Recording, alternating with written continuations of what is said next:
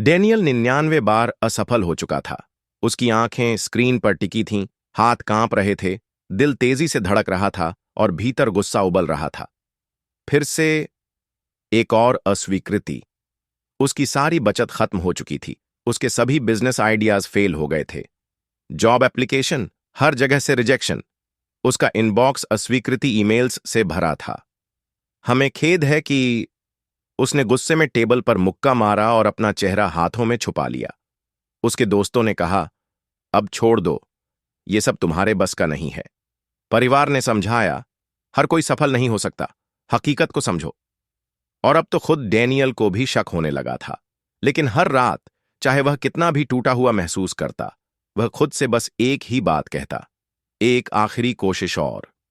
अपने 100वें प्रयास में, अपनी आखिरी बची हुई $100 के साथ, उसने एक और आखिरी दांव लगाया।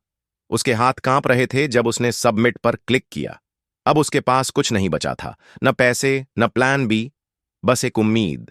घंटे बीते, फिर दिन, खामोशी।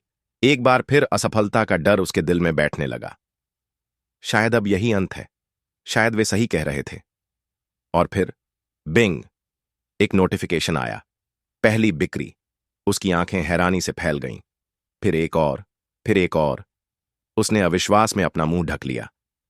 क्या यह सच में हो रहा है? एक हफ्ते में उसने उतना कमा लिया जितना उसने पूरे साल में भी नहीं कमाया था। एक महीने में उसने अपने सारे कर्ज चुका दिए और एक साल में वह करोड़पति बन चुका था।